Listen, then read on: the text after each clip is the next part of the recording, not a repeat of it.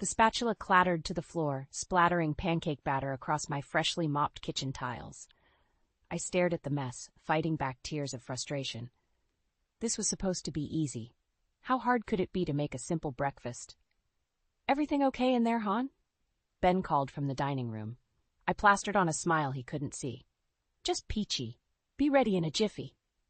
Grabbing paper towels, I frantically wiped up the spill. My phone pinged with a notification, another comment on my latest blog post about effortless entertaining. If they only knew.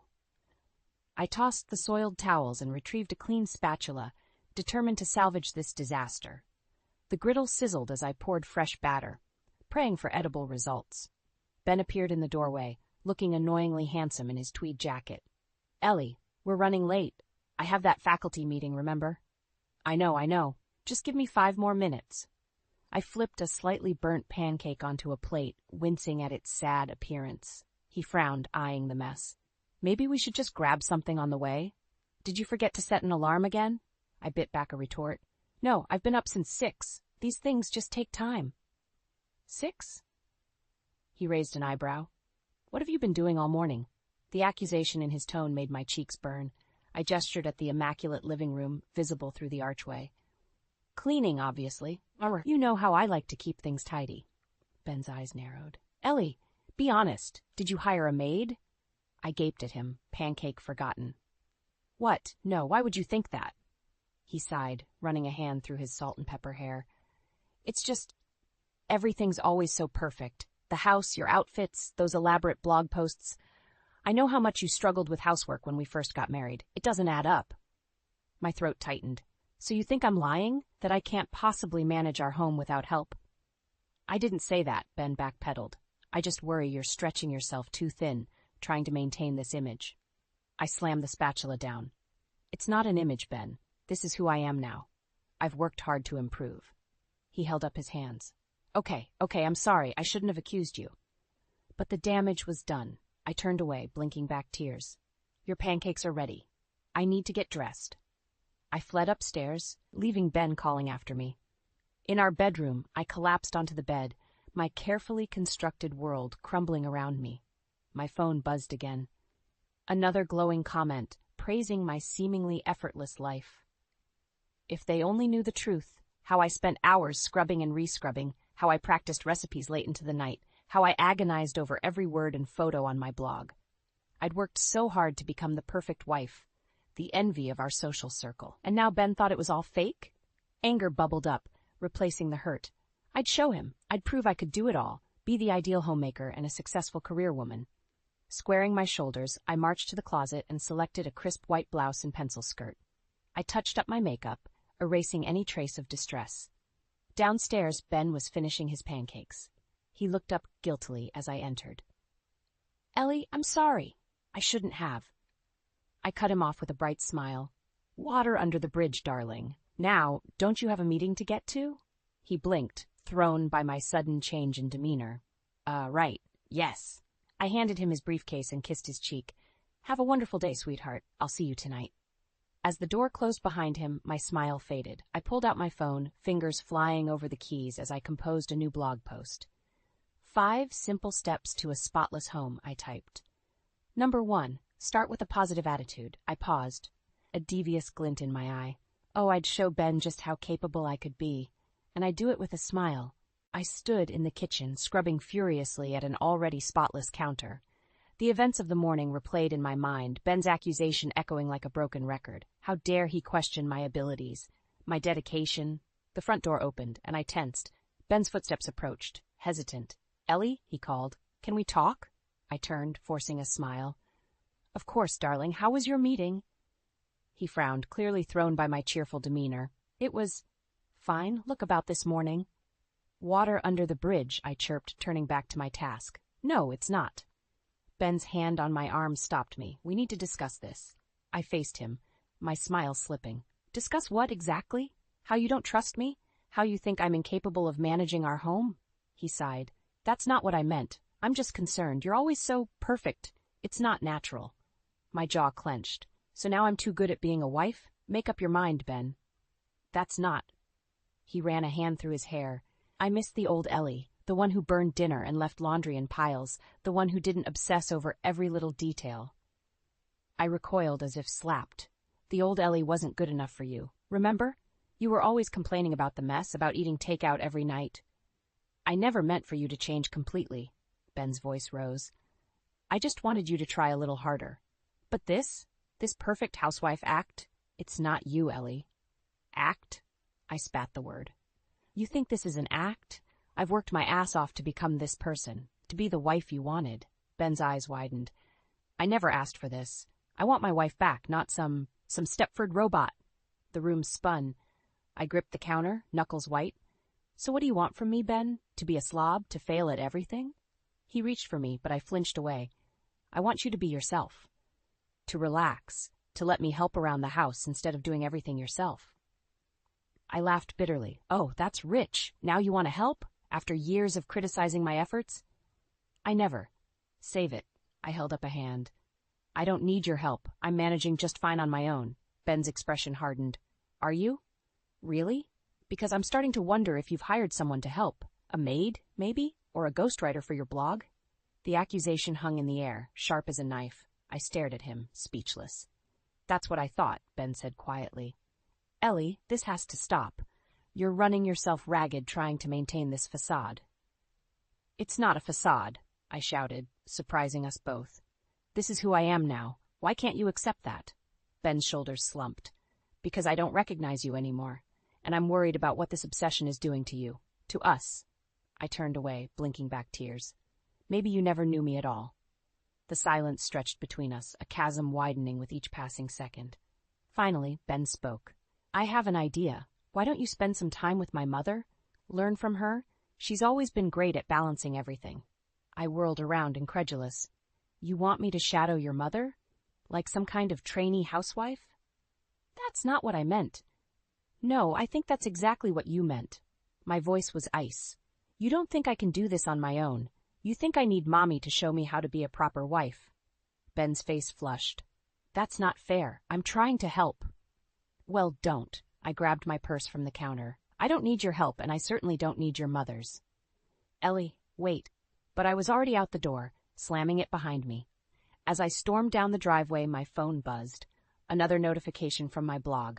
You're such an inspiration, the comment read. How do you do it all? I laughed, the sound bordering on hysterical. If they only knew. If Ben only knew. One thing was certain. I'd show them all just how capable I could be, no matter what it took. The doorbell chimed, shattering my concentration. I glanced at the clock, frowning. Ben wasn't due home for hours, and I wasn't expecting anyone.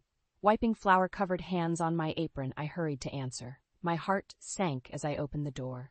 Hannah, Ben's mother, stood on the porch, a bright smile on her face. Surprise, dear, she chirped, sweeping past me into the foyer. I thought I'd pop by for a visit. I plastered on a smile, panic rising in my chest. Hannah? What a lovely surprise. I'm afraid you've caught me in the middle of baking. She waved a dismissive hand. Oh, don't worry about me. I'll just have a look around while you finish up. Before I could protest, Hannah was off, inspecting every nook and cranny of our home.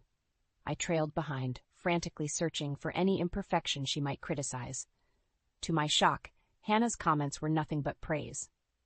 Oh, Ellie, the living room is immaculate, and look at how you've organized the bookshelves. Simply charming. I blinked, unsure how to respond. Thank you, and the kitchen!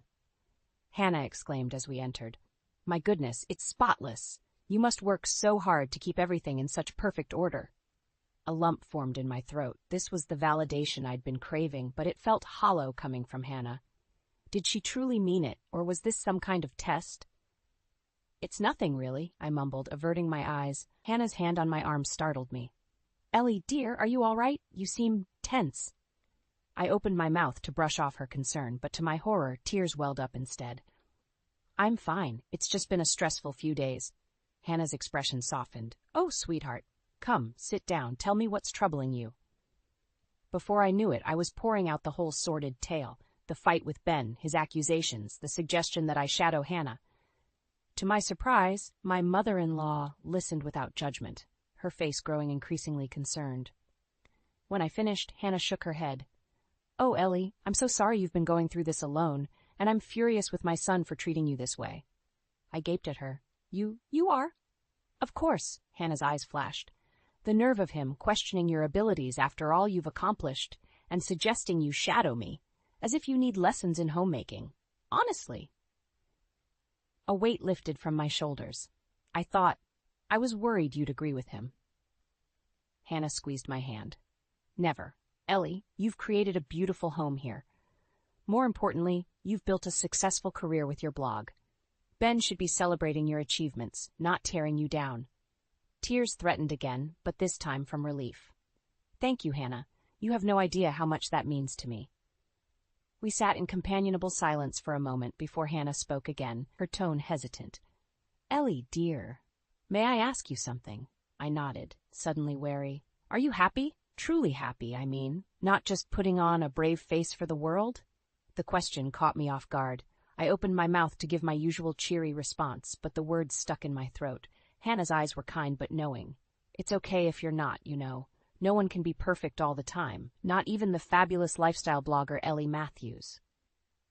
Something inside me cracked. The facade I'd worked so hard to maintain began to crumble. "I'm exhausted," I whispered, the admission feeling like both a betrayal and a relief. "I'm constantly terrified of slipping up, of not being good enough. For Ben, for my followers, for myself."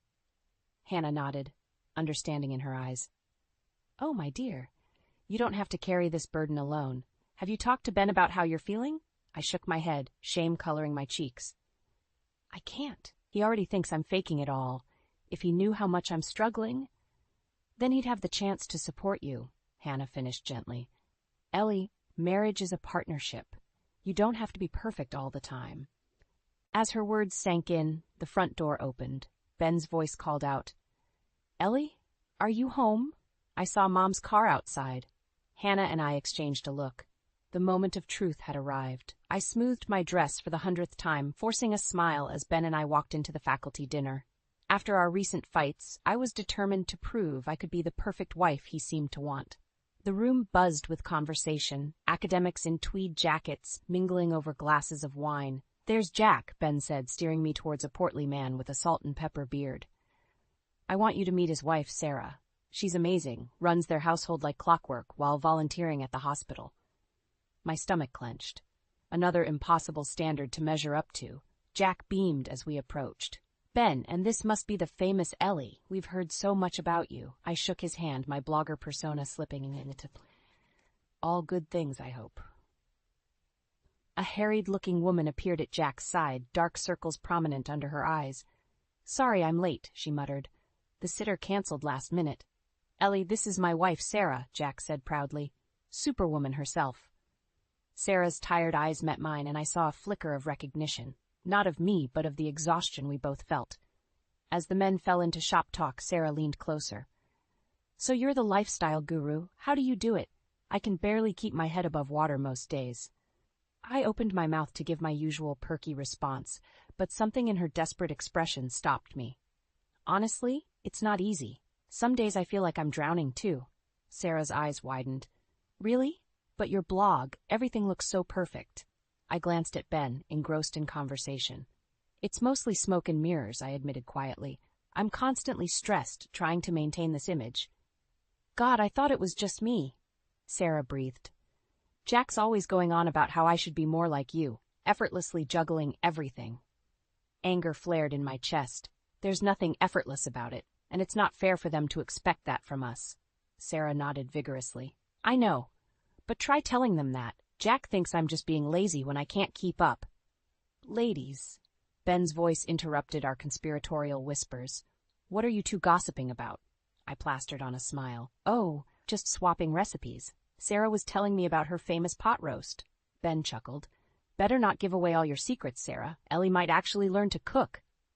The casual jab stung more than it should have. I saw Sarah flinch in sympathy. "Actually," I said, my voice steely, "I was telling Sarah about my blog. She's interested in starting one of her own." Ben's eyebrows shot up. "Really? Well, that's ambitious. Are you sure you have time for that, Sarah, with the kids and everything?" I watched the light dim in Sarah's eyes. "Oh, I don't know. It was just an idea." "Nonsense," I said firmly. "You absolutely could do it. I'd be happy to help you get started. Ben frowned. Ellie, don't go putting ideas in her head. Sarah's got enough on her plate already. Something snapped inside me. And what exactly is that supposed to mean, Ben? That women like us can't have aspirations beyond keeping house? The conversation around us quieted. Ben's face flushed. That's not what I meant. I just think. I know exactly what you think, I hissed.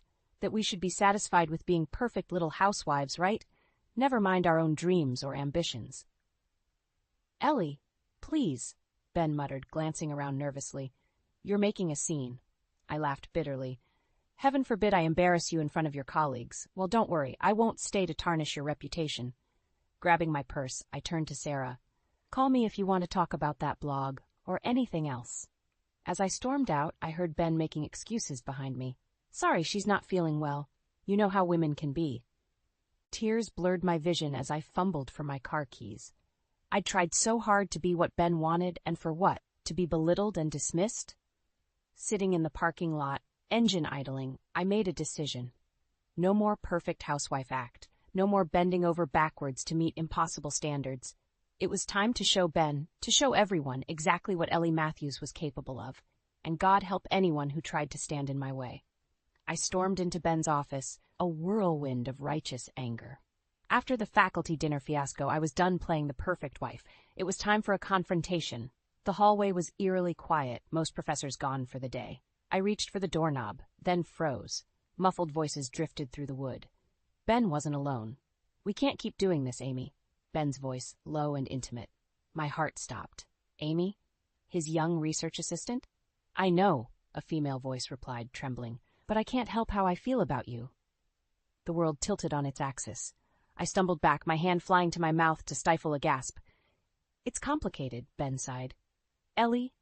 Hearing my name on his lips, spoken with such resignation, shattered something inside me. Before I could think, I shoved the door open. The scene before me burned into my retinas. Ben, shirt half unbuttoned, arms around a petite blonde. They sprang apart, guilt etched on their faces. Ellie, Ben's voice cracked. This isn't, I can explain. I held up a hand, silencing him, my gaze locked on Amy, who looked ready to bolt. How long? She flinched, unable to meet my eyes. 3 months, she whispered, 3 months. While I'd been killing myself to be the perfect wife, he'd been... A hysterical laugh bubbled up. Ellie, please, Ben pleaded. It was a mistake. It didn't mean anything. Didn't mean anything, I echoed, my voice dangerously calm. You've been sleeping with your student for 3 months, and it didn't mean anything. Amy's eyes widened. Student? But you told me you were separated. I turned to her, a spark of pity breaking through my rage. Oh, honey, he lied to you too. Ben's face drained of color. Amy, I can explain. Save it, she spat, grabbing her bag. I'm done being your dirty little secret. As Amy fled, I faced my husband, the man I'd loved since high school, the man I'd bent over backwards trying to please. Well, I said, crossing my arms, I'm waiting for that explanation. Ben ran a hand through his hair, desperation in his eyes. It was a moment of weakness. I've been under so much stress lately, and Amy was there, and...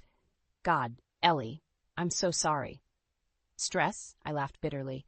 You want to talk about stress? Try maintaining a perfect home, a successful blog, and a marriage to a man who constantly belittles your efforts. That's stress? Ben. He reached for me, but I stepped back. I know I've been hard on you lately.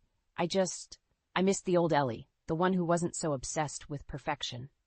White-hot anger surged through me. The old Ellie wasn't good enough for you, remember? You wanted a perfect wife, so that's what I became, and it still wasn't enough. That's not true, Ben protested weakly. Isn't it? You criticized my housekeeping, my cooking, even my blog. Nothing I did was ever good enough, so you went looking for someone better. Tears streamed down my face, but I didn't bother wiping them away. Let him see the mess he'd made of me. Ellie, please, Ben begged. We can work through this. I'll do anything. Counseling, whatever you want. I stared at him, this stranger wearing my husband's face. All the love, all the history between us, tainted by his betrayal. In that moment, I made a decision. No more bending over backwards, no more sacrificing my happiness for his. You're right, Ben, I said quietly. We can't keep doing this. Hope flickered in his eyes. So you'll give me another chance? I shook my head, a weight lifting from my shoulders. No, I'm giving myself another chance, without you. As I walked out of his office, out of our marriage, I felt something I hadn't in years. Freedom. The path ahead was uncertain, terrifying even, but for the first time in a long time it was mine to choose. Let Ben deal with the fallout of his actions. I had a life to reclaim.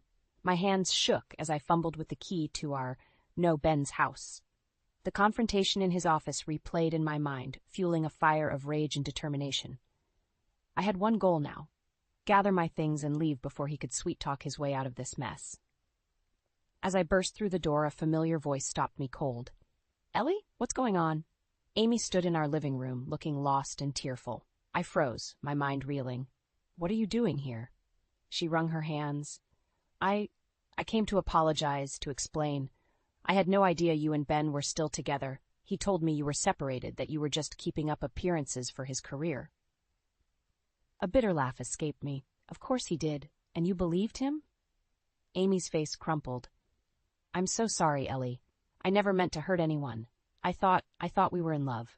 The last word hit me like a physical blow.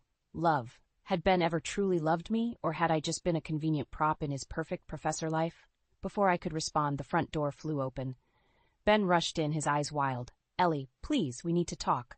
He stopped short, seeing Amy. "What are you doing here?" "Apparently cleaning up your mess," I snapped. "Did you really think you could keep juggling us both?" Ben's face paled. "It's not like that. I never meant for any of this to happen." "But it did happen, Ben," I shouted, years of pent-up frustration bursting free. "You lied to both of us. You made me feel inadequate, pushed me to be this perfect wife, all while carrying on with your student." Amy flinched at the word student. "Is that true? Am I going to lose my scholarship over this?" Ben turned to her, panic in his eyes. No, of course not. We can keep this quiet. No one has to know." "Are you kidding me?" I interrupted. "You're still trying to cover this up? What about taking responsibility for once in your life?"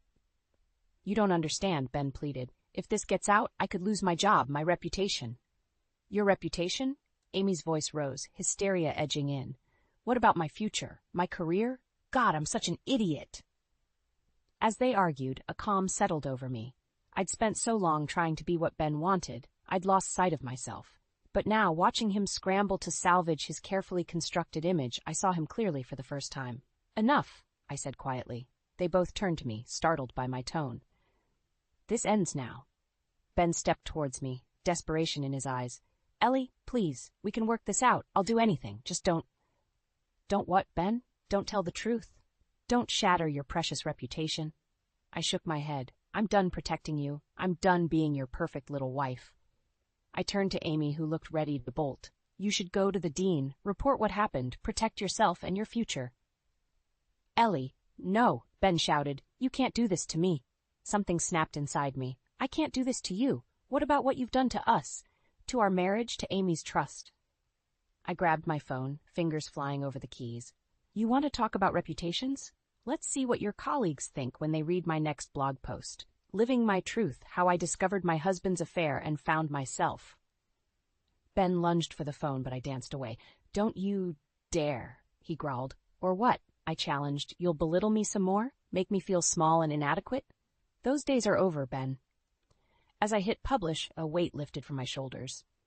Ben's face contorted with rage and fear, but I felt only relief. "It's done," I said quietly. "The truth is out there now. Deal with the consequences." I turned to leave, but Ben grabbed my arm. "You've ruined everything," he hissed. As I stared into the eyes of the man I once loved, now a stranger, I realized this was far from over. The real battle was just beginning. I stood on Hannah and George's doorstep, my heart pounding. The weight of what I was about to do threatened to crush me, but I steeled myself. There was no going back now. Hannah opened the door, her smile fading as she took in my tear-stained face. "Ellie? What's wrong, dear?" I couldn't hold it in any longer. The whole sordid tale came pouring out, Ben's affair, the confrontation, my blog post exposing it all. By the time I finished, we were sitting in their living room, Hannah's arm around me while George paced, his face thunderous. "I'll kill him," George muttered. "My own son? How could he do this?" Hannah squeezed my hand. "What do you need from us, Ellie?" I took a deep breath. "I want a divorce. And I need your support. Ben's going to fight this, I know it." The words hung in the air, heavy with finality. Hannah and George exchanged a look, years of unspoken communication passing between them. "Of course we support you," Hannah said firmly. "What Ben did is unforgivable." Relief washed over me, followed quickly by guilt.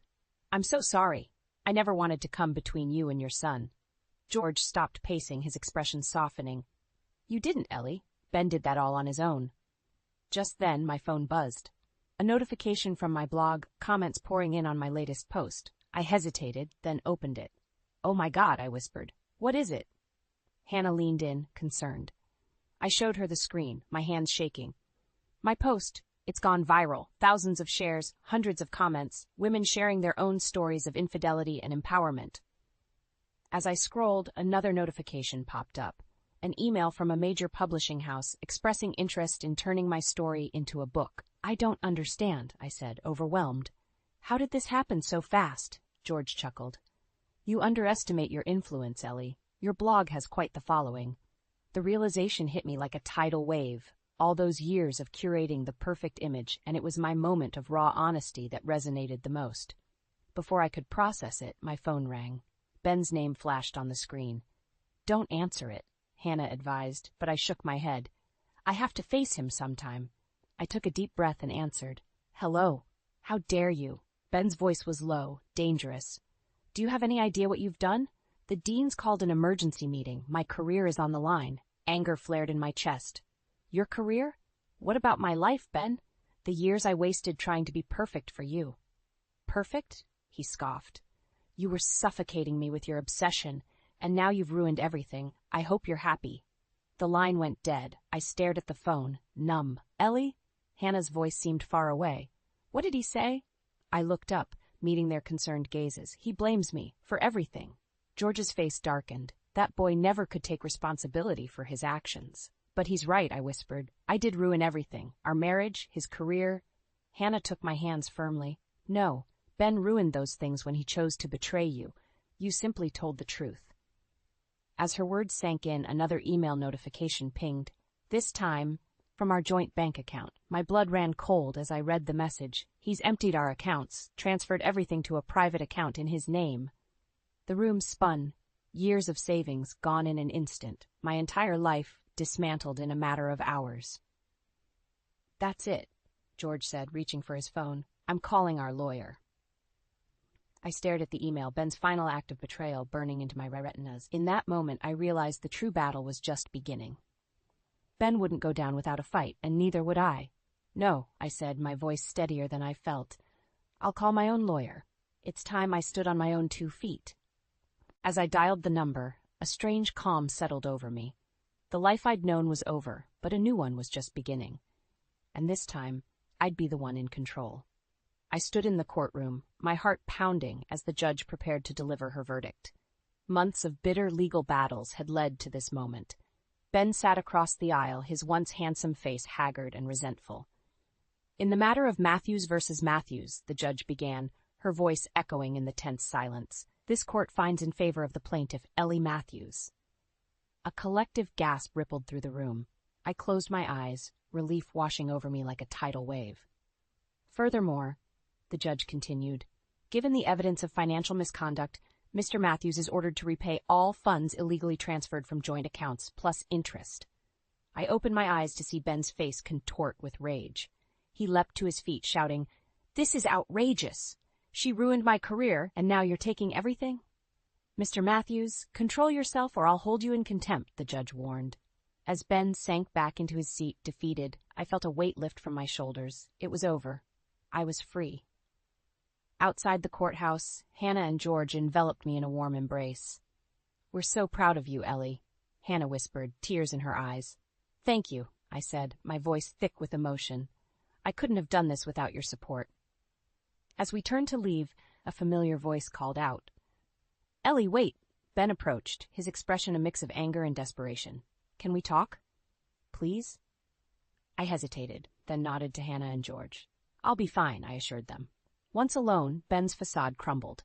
"I'm sorry," he said, his voice breaking. "I know I messed up, but isn't there any way we can fix this? Start over?" For a moment, I saw a glimmer of the man I'd fallen in love with all those years ago. But then I remembered the lies, the betrayal, the years of feeling inadequate.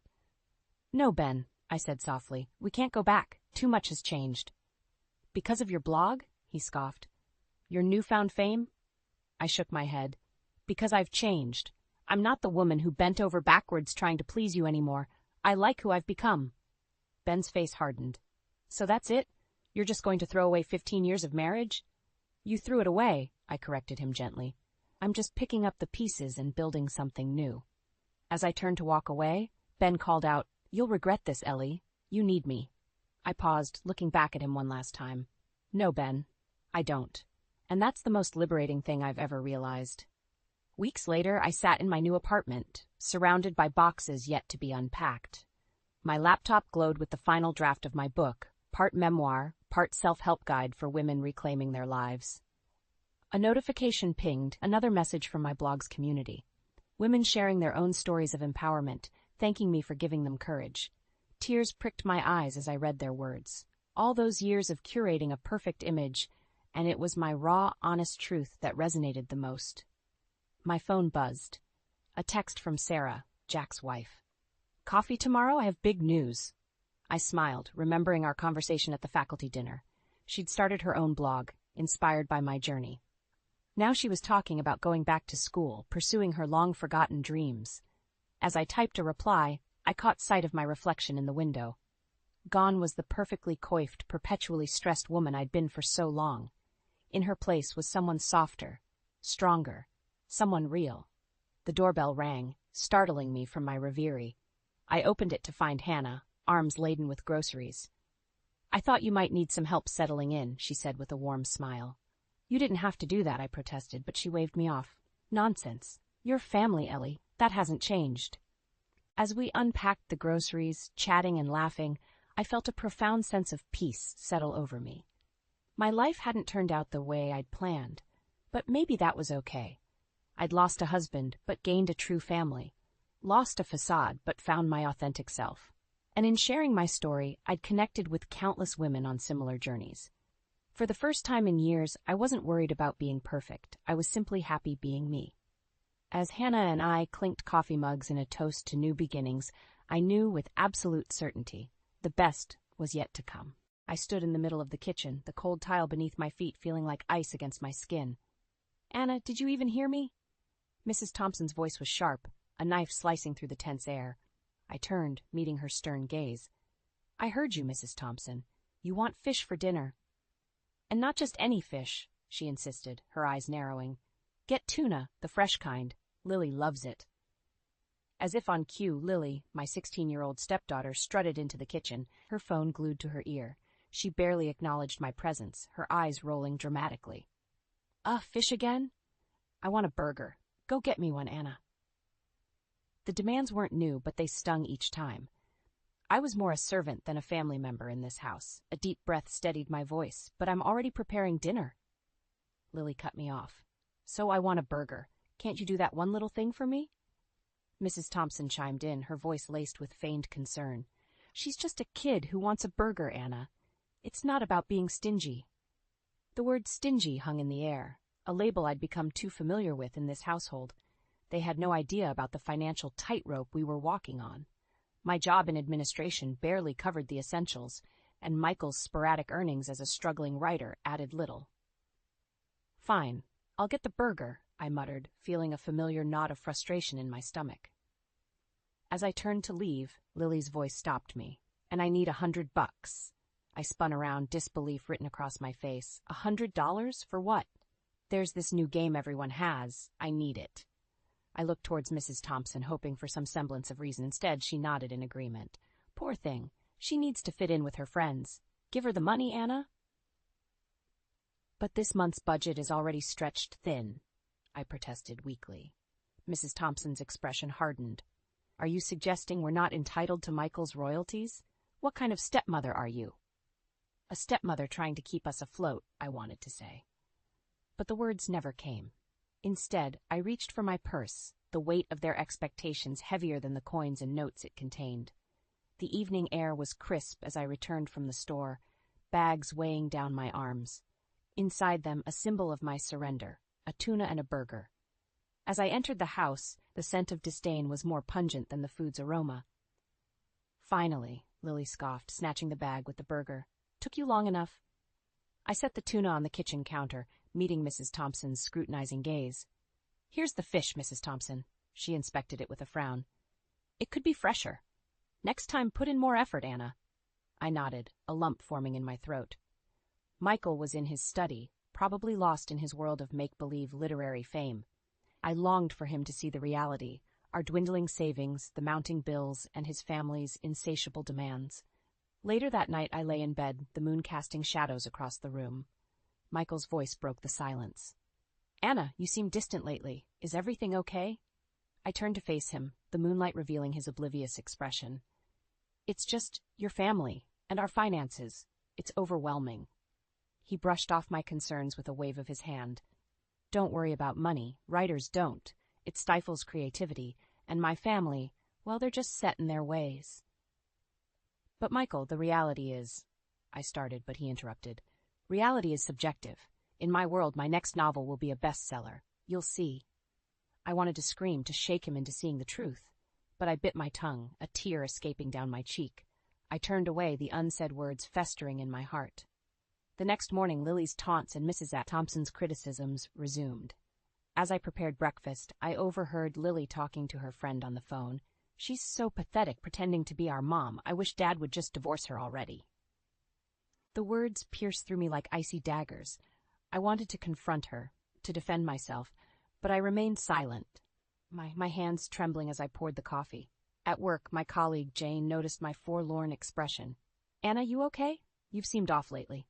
I sighed, the dam of my emotions ready to burst. It's just home stuff, you know how it is.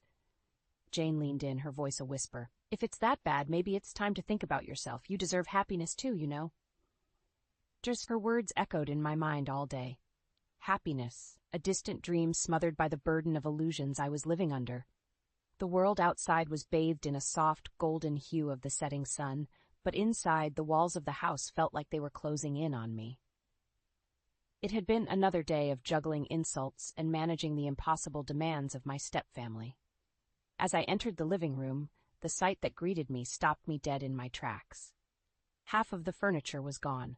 The room, once cluttered with Mrs. Thompson's countless knickknacks and Lily's gadgets, was now eerily empty. A cold dread settled in my stomach. I reached for my phone, dialing Michael's number. It rang and rang, until finally his voice came through, distant and cold. Anna, you noticed, huh? What's going on, Michael? Where is everything? His laugh was hollow. We've moved, Anna, to a high-rise condo. A fresh start, you know?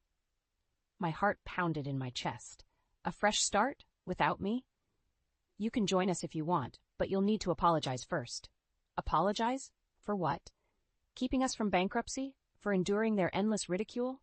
In the background, I could hear Lily's voice, laced with malice. She finally realized she's not wanted. Good riddance. Mrs. Thompson's voice joined the chorus. Michael deserves better. Someone who appreciates his talent. Their words were like venom, and with each syllable, the last threads of my attachment to this family frayed and snapped. Michael, I said, my voice steady, I won't be joining you. I hope you find what you're looking for in your new condo. There was a pause, and then a scoff. How noble of you, Anna. The call ended, leaving me in a silence that was both suffocating and liberating. The next few days were a blur. I packed my belongings, each item a reminder of a life filled with false hopes and unreciprocated love. The divorce papers arrived soon after, with Michael's signature scrawled across them. As I signed them, a sense of freedom washed over me. This was the point of no return. I was leaving behind the life of a woman scorned and stepping into a future where my worth wasn't tied to the whims of a family that never saw me as one of their own. I left the house for the last time, the divorce papers in my bag. The world outside seemed different now, brighter, full of possibilities. I was no longer Anna, the unwanted stepmother. I was just Anna, and that was enough. The first morning in my new apartment greeted me with a quiet that was both unfamiliar and comforting. Sunlight streamed through the windows, casting a warm glow on the sparse yet cozy space I now called home. For the first time in years, I felt a sense of peace. Sitting at my small dining table, I sipped my coffee and reflected on the whirlwind of changes. I had left behind the toxic environment of my previous life, and, with it, the shadows that had clung to my spirit. Now it was just me, my thoughts, and the blank pages of a notebook that lay open in front of me. Writing had always been a secret passion of mine, a hidden outlet for my emotions. But in the chaos of my life with Michael and his family, it had been pushed aside, forgotten. Now the words flowed effortlessly, as if they had been waiting just beneath the surface, eager to be released. As days turned into weeks, I found solace in my newfound freedom and the routine I had established. My job in administration, once a source of stress, now felt manageable, even enjoyable. But it was in the evenings, when I returned to my writing, that I felt truly alive. I wrote about everything, my feelings, my experiences, and even fictional stories that mirrored the journey I had been on. Each word was a step away from my past and a step towards rediscovering who I was. It wasn't long before I decided to take a leap of faith. I submitted some of my work to various publications and writing contests. To my surprise and delight, the response was overwhelmingly positive. My stories resonated with readers, and I began to receive offers for freelance writing jobs. One evening, as I was finishing up a piece, my phone rang.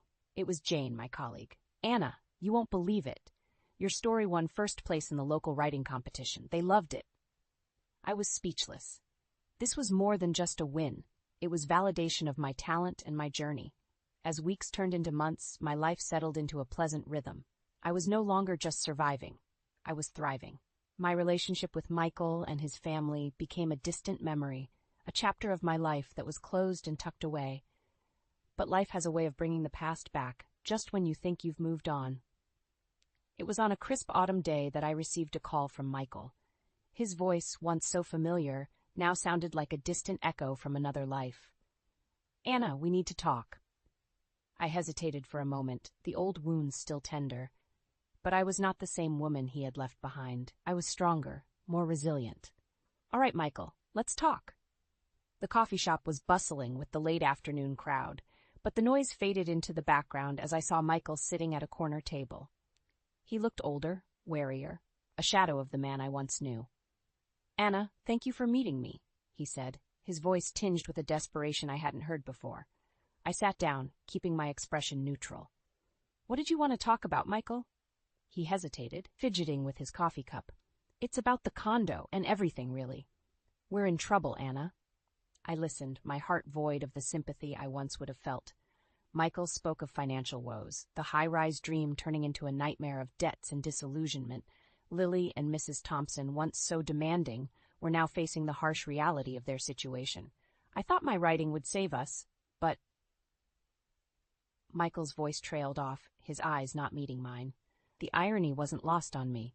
The man who had dismissed my concerns about money was now drowning in the very thing he had ignored.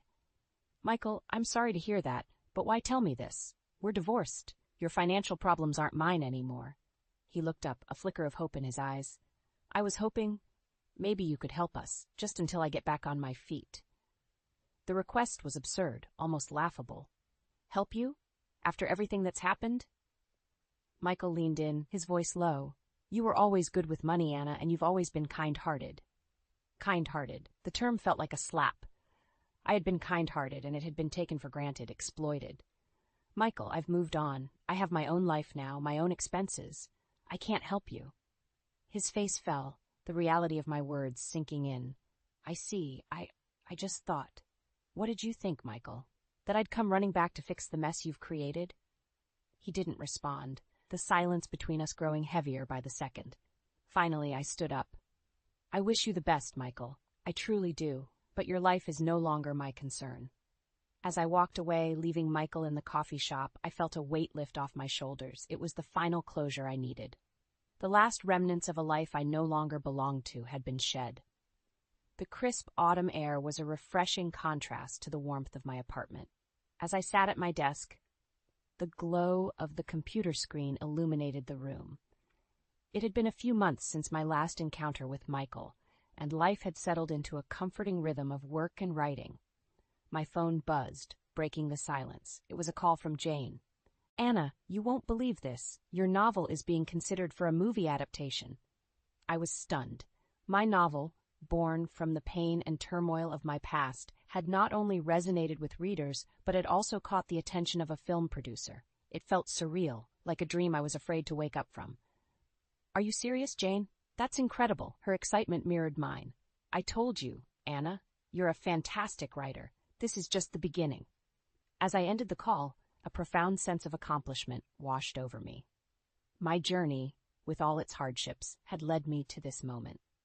In the weeks that followed, negotiations for the movie adaptation progressed rapidly. My novel, which detailed the struggles of a woman finding her strength amidst adversity, was going to be on the big screen. One evening, as I was reflecting on these developments, a news alert popped up on my phone. It was about Michael. Curiosity piqued. I clicked on the link. The article detailed Michael's latest misfortune. His attempts at writing had finally come to a futile end. Publishers had lost interest, citing his lack of originality and poor sales. To add to his woes, his high-rise dream had crumbled. Unable to keep up with the rent and mounting debts, he and his family had been forced to move out. I read the article with a mix of emotions. There was no joy in seeing someone's life unravel, but there was a sense of poetic justice. Michael and his family, who had once looked down on me, were now facing the consequences of their actions and choices. As I turned off my phone, I realized that this was the true essence of karma. It wasn't about revenge or seeing others suffer. It was about the natural balance of life where actions and choices inevitably shaped one's destiny. I turned back to my writing, the words flowing freely. My experiences had taught me that strength comes from within, and that resilience is born from adversity. And now I was sharing those lessons with the world. My past with Michael and his family was a closed chapter, but it had given me the greatest gift, the realization of my own potential and the courage to pursue my dreams. As the moon cast a gentle light through my window, I smiled to myself. Life was unpredictable, filled with ups and downs, but I was ready for whatever came next. I had found my voice, my purpose, and no one could take that away from me. The Memorial Garden had become my sanctuary over the past 7 years. Every Saturday morning, I'd tend to the roses Evie loved so much, their pink blooms a reminder of her favorite color. The routine helped, even if the pain never really went away. I was pruning the last bush when movement at the garden gate caught my eye. A girl, no, a young woman, stood there, her hand resting on the iron latch. Something about her posture made my scissors slip, nicking my thumb. "Mom," the voice hit me like a physical blow. I knew that voice, even though it had deepened with age. My legs gave out, and I sank to my knees in the damp soil. "This isn't possible," I whispered, but she was already rushing toward me, her arms wrapping around my shoulders. She smelled of unfamiliar shampoo and something else. Fear, maybe. "I'm sorry," she kept saying, over and over. "I'm so sorry, Mom." I pulled back, my hands shaking as I touched her face. Evie's face, but older. My 11-year-old daughter, now a teenager. The scar above her right eyebrow that she'd gotten falling off her bike. The slight dimple in her left cheek. Details no stranger could know or fake. "How?" The word came out raw. "We buried you. There was a funeral. Your father." Dad lied. Her voice hardened on the word. "He arranged everything. The car accident, the closed casket, all of it." The world tilted sideways. I gripped her shoulders, afraid she might disappear if I let go. "Where have you been?" "Switzerland, mostly. At a boarding school." She glanced over her shoulder at the house. "Is he here?" "No." "Business trip to Chicago." The words tasted bitter now. How many of those trips had been lies? Good. Evie helped me to my feet. "We don't have much time. I needed you to know the truth, but I can't stay long. He doesn't know I'm here." "You're not leaving." The words came out fierce, maternal. "You're my daughter." "Mom, please. It's complicated. There are things you don't know about Dad, about why he did this." I thought about the past 7 years. The grief counseling, the support groups, Jasper holding me through countless nights of tears, all while knowing our daughter was alive. "Then tell me," I said, leading her toward the house. "Tell me everything." She hesitated at the back door. "He'll know I was here." Let him. Something cold and sharp was crystallizing in my chest. You're home now. That's all that matters. You don't understand. Dad, She stopped, her eyes fixing on something behind me. I turned to see Jasper's car pulling into the driveway, 2 days early from his supposed business trip. Evie's hand tightened on mine. He's with her, she whispered. Through the windshield, I could see a woman in the passenger seat, elegant, younger than me, her hand resting casually on my husband's arm. Go upstairs, I told Evie. Use the back stairs. Your old room is exactly as you left it. She squeezed my hand once more before slipping away. I watched her disappear up the stairs, then turned back to the window. Jasper was helping the woman out of the car, his hand lingering at her waist. 7 years of grief crashed against this new reality, transforming into something darker. My daughter was alive. My husband was a liar. And now I knew exactly what I had to do. I watched Jasper guide his companion through our front door, my hand steady as I filled the kettle. Years of muscle memory took over while my mind raced. The woman's perfume, something expensive and floral, drifted through the kitchen before they did. Lila. Jasper's voice carried that familiar warmth, the same tone he'd used to comfort me through countless nights of grieving. I thought you'd be at your garden club today. I turned, forcing a smile. The meeting was canceled. My eyes shifted to the woman beside him. She wore my daughter's death like jewelry, a designer bag bought with insurance money. Expensive highlights probably paid for with grief-fueled promotions. This is Bianca, Jasper said, his hand hovering at her lower back. She's a potential investor for the new development project. Bianca extended her hand. Jasper's told me so much about you.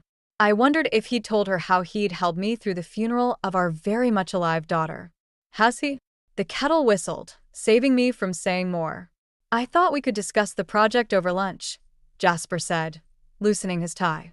Bianca has some fascinating ideas about. A floorboard creaked upstairs. Jasper's head snapped toward the sound, a flash of something, fear, crossing his face. Probably just the house settling, I said quickly. It's been doing that lately. Would anyone like tea? Actually, Bianca glanced at her watch. I should get going. We can reschedule the discussion. Jasper's jaw tightened. I'll walk you out. I watched through the window as they spoke by her car, their bodies angled too closely for mere business associates. When Jasper returned, his smile had hardened. Want to tell me what that was about? He asked, closing the door behind him. What was about? The attitude. The cold shoulder to Bianca. He moved to the liquor cabinet, pouring himself a scotch. At 2 p.m. I thought you were in Chicago until Thursday. Plans changed. He took a long sip. You're avoiding the question. And you're avoiding mine. I stepped closer, studying his face, the face I'd trusted for 20 years. How long have you been sleeping with her? The glass froze halfway to his lips. That's ridiculous. She's a business associate. Don't. My voice cracked. Don't lie to me. Not after. I caught myself, remembering Evie upstairs. After what? His eyes narrowed. What's really going on, Lila? Another creak from upstairs. Jasper set his glass down, moving toward the stairs. I grabbed his arm. We need to talk about the memorial garden, I said quickly. I'm thinking of changing it. Moving on. He stilled. You've never wanted to change it before. Maybe it's time. I met his gaze. Maybe it's time for a lot of things to change. Something shifted in his expression. A calculation, a reassessment. He'd always been good at reading people, at manipulating situations to his advantage. I could almost see him adjusting his strategy. Of course, he said softly, taking my hand. Whatever you need. You know I've only ever wanted what's best for you. For us. I fought the urge to pull away, to scream the truth in his face. Instead, I squeezed his hand and smiled. I know. I've always known that. He kissed my forehead, and I wondered how many times he'd used tenderness as a weapon. I have some calls to make. We'll talk more at dinner? I nodded, watching him disappear into his home office. Only then did I allow my hands to shake, pressing them flat against the kitchen counter. Upstairs, my daughter was alive. Downstairs, my husband was a stranger. And somewhere between these two truths, I had to find a way to protect one while destroying the other. Following Jasper had become disturbingly easy. After 20 years of marriage, I knew his patterns, his habits, the little lies he told without thinking. Today's was about a lunch meeting downtown. I watched from my car as he pulled into the parking lot of the Riverside Hotel, not a restaurant in sight. My phone buzzed. A text from Evie. Be careful. He checks everything. I'd left her at home with strict instructions to stay in the guest room, away from windows. The past 3 days of secret conversations and hushed planning had aged me a decade, but they'd also hardened my resolve. Jasper emerged from the hotel 40 minutes later, Bianca on his arm. They paused by her car, and I snapped several photos with my phone, my hands steady despite the rage building in my chest. Then something unexpected happened. They argued. Bianca gestured frantically while Jasper grabbed her arm, his face twisted in an expression I'd never seen before. I slipped out of my car, moving closer under the pretense of checking my phone. Their voices carried across the parking lot. You promised this would be over by now, Bianca hissed. The money is complicated. Jasper cut in. These things take time. The trust fund. The trust fund that supposedly died with your daughter? My breath caught. Evie's trust fund, the one her grandfather had set up, the one that would have matured on her 18th birthday, the one that disappeared after her death. Lower your voice, Jasper growled. Everything's under control. Like Switzerland was under control? Bianca yanked her arm free. She's not staying there forever, Jasper. What happens when? When what? They both turned. I stood there, phone visible in my hand. No point in hiding anymore. Bianca's face drained of color, but Jasper's smoothed into that familiar, reassuring smile. Lila, he said softly, this isn't what it looks like. Really? I held up my phone. Because it looks like you're discussing my daughter's trust fund with your mistress. Bianca's eyes darted between us. I should go. Stay. My voice was ice. I think we all need to have a conversation about Switzerland. She's delusional, Jasper said quickly to Bianca. Still grieving. You know how she gets about Evie. Funny you should mention Evie. I took a step closer. How is the boarding school? Expensive, I imagine. Especially with all those international fees. Jasper's mask slipped for just a moment, revealing something dark and desperate underneath. You need help, Lila. I'm calling Dr. Matthews. No more doctors, Jasper. No more grief counselors or support groups or pills to help me sleep. I turned to Bianca. Did he tell you how he held me through night after night of nightmares? How he wiped my tears while our daughter was alive and alone in another country? I didn't. Bianca started, but Jasper cut her off. That's enough. He reached for my arm, but I stepped back. The trust fund. I pressed. How much was it worth? Enough to start your development company. Enough to buy her silence. I nodded toward Bianca. You don't understand, he said, his voice dropping to that soothing tone he'd used so often during my grieving. Everything I did was for us, for our future. No. The word came out sharp enough to make them both flinch. Everything you did was for you. But that ends now. I turned to leave, but Jasper's next words froze me in place. If you think you can prove any of this, you're wrong. And if you try, you'll never see her again. I looked back at him, really looked at the man I'd loved for 2 decades. That sounds like a threat. It's a promise. His smile was gentle, reasonable, terrifying. Think carefully about your next move, Lila. Some games are too dangerous to play. I walked away, my heart pounding but my step steady. He was right about one thing. This was a dangerous game. But he'd forgotten who he was playing against. A mother who'd already lost her child once. I had nothing left to lose, and everything to reclaim. The safe in Jasper's office had always been there, innocuous behind his collection of legal texts. I'd never questioned it before. Every lawyer had confidential documents to protect. But now, watching Evie pick the lock with practiced hands, I wondered how many other things I'd chosen not to see. Dad always used the same combinations, she said, fingers moving with surprising precision. Birthdays, anniversaries. He's not as clever as he thinks. The safe clicked open, revealing stacks of papers and a USB drive. My hands trembled as I reached for them, but Evie caught my wrist. Wait. She pulled out her phone, photographing everything exactly as it was placed. He'll know if anything's disturbed. I nodded, pride and heartache warring in my chest. When had my daughter learned to be so careful? What else had she learned while I thought she was dead? The documents told a story in cold, legal language. Transfer of funds. Offshore accounts. A private school in Switzerland with tuition payments traced back to shell companies. And something else. Property deeds in Bianca's name, purchased with money that disappeared from Evie's trust fund. He's been planning this for years, I whispered. The front door slammed downstairs. Evie froze, her eyes wide with a fear I never wanted to see again. Quick, I breathed, helping her return everything exactly as we'd found it. The safe closed with a soft click just as footsteps approached the office. Hide, I mouthed, gesturing to the closet. She slipped inside as Jasper appeared in the doorway. What are you doing in here? His tone was light, but his eyes weren't.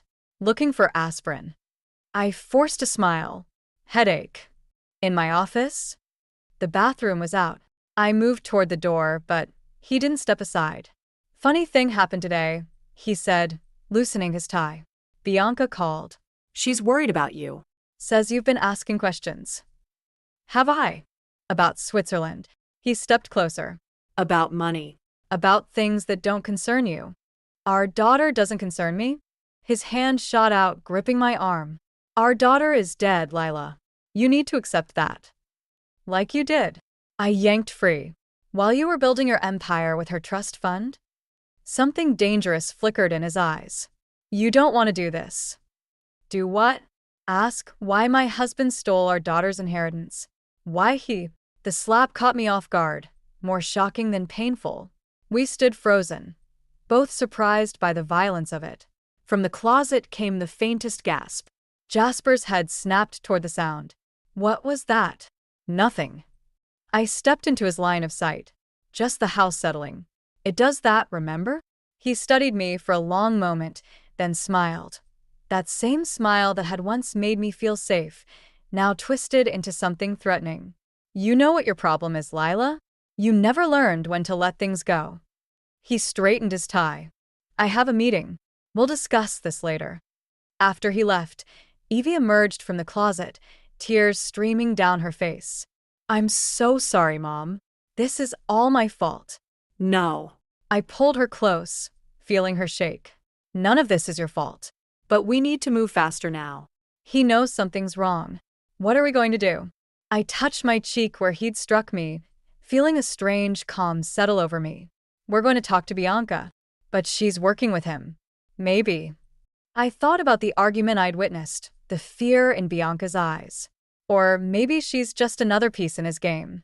Either way, she's the key to proving what he did. And if she won't help, I looked at my daughter. So grown up, so scarred by the man who should have protected her. Then we'll find another way. He's not taking you for me again. The bruise forming on my cheek felt like a promise. Jasper had shown his true face today, and in doing so, he'd given me exactly what I needed, proof that he was capable of violence. Now I just had to make sure he never had the chance to use it again. Bianca's apartment was exactly what I expected, modern, expensive, cold.